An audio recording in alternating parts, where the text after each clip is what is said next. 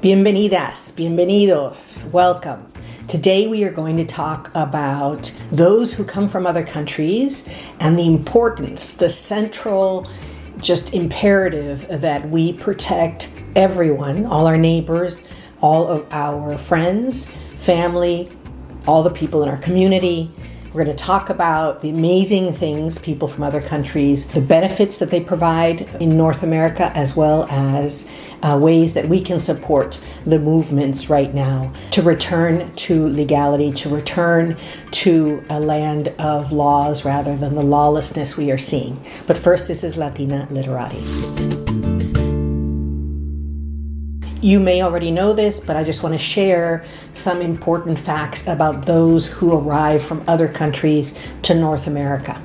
Number one, there is no maintenance of population without those who come from other countries. Why? Because in North America, there's not even a 2-child average in families. What does that mean? That means that every generation that is no longer with us simply doesn't get replaced by anyone. So the importance of those who come from other countries, whether willingly or unwillingly, because many people have to leave because of violence, because of other factors. So it is imperative that we understand that there is nothing but gratitude that we should show to those who arrive from other countries. They are central to the economic engine of the entire economy of North America. All you have to do is see the farmers begging for labor all over North America. All you have to do is see the factories and others that are being affected by these terrible policies that are scaring those whose status may not yet be established. So again, central to economic growth, central to demographic maintenance, central to innovation. About half of all new inventions are from those who arrive from other countries or their children. About a third of all patents and trademarks are held in North America by those who come from other countries or their children. All of the innovations that you and I take for granted that we've seen over the last 50 years, the vast majority are inspired or helped by those who arrive from other countries. So let's not even think about or discuss the imperative that we protect those who arrive from other countries. And again, think about it. Nobody leaves their home unless they have to. No one.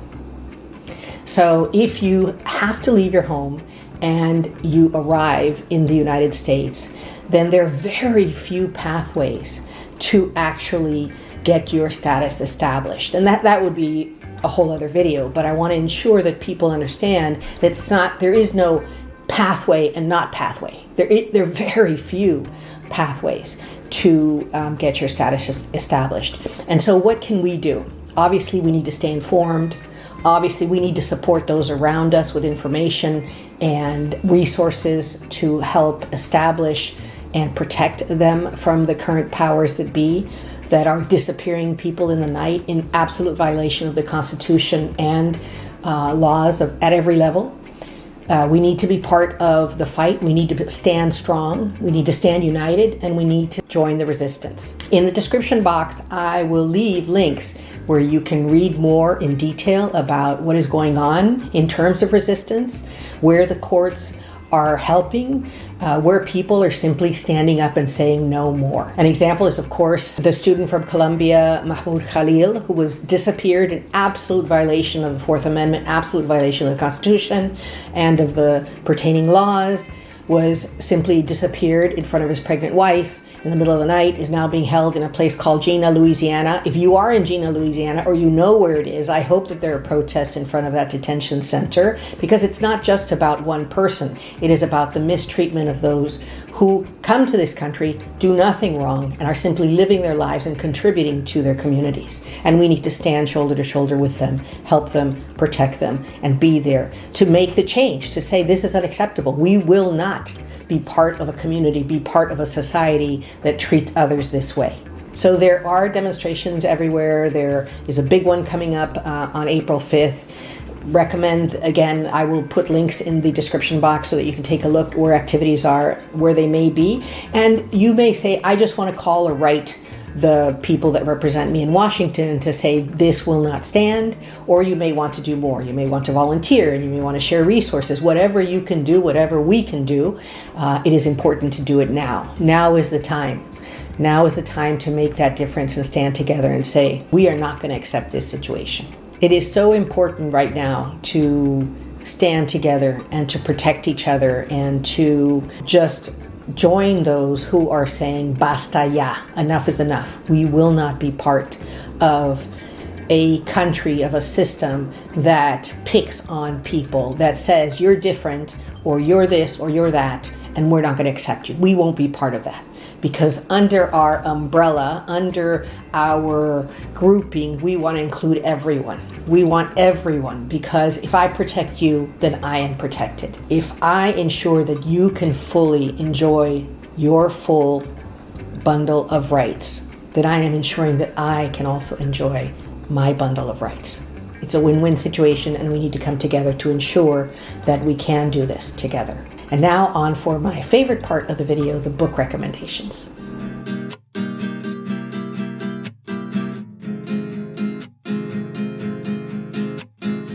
The first book I'm going to recommend today is called Undocumented, a homeless boy's journey to the Ivy League. And so this Dominican young man arrives with his parents. His parents eventually go back. He stays with his mother. They become homeless. And it's just an amazing odyssey. And I wish I could tell you that it's unique, but it's not. There are a lot of trials and tribulations when you arrive in a country, and you have to go through the process of getting into a new educational system, a new society where you don't have the support that you would possibly back home.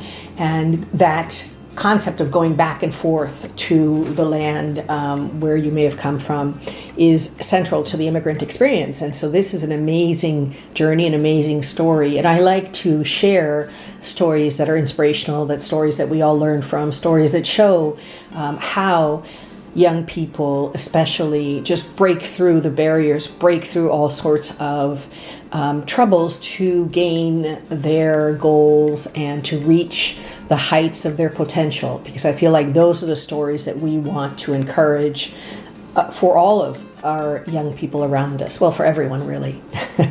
I always tell people that Colonel guy didn't start that chicken place until he was 60. So you can start whatever you'd like, whenever you want. Age is a number. It's a construct. The next book I'm going to recommend is called Dreamers by Yuri Morales. Again, fabulous story about the breadth, the strength, the vision of those who come to North America, who establish themselves, who just are able to break through so many barriers and flourish. It is almost miraculous. And in homage to all of those who travel such great distances and bring so much to revitalize our communities and our societies, again, we should have nothing but gratitude.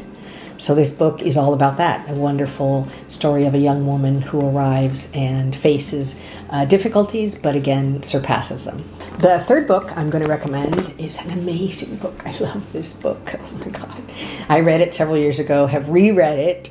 Again, it is a rags to riches story about a young man, unaccompanied minor, who is Mayan from an area called Huehuetenango in Guatemala. This young man arrives unaccompanied from a place called Huehuetenango, Guatemala. He speaks relatively little Spanish, let alone English, is very bright. And one of the many things I learned in this book is that there are Mayan games that children play that are actually mathematically based, which I thought was fascinating.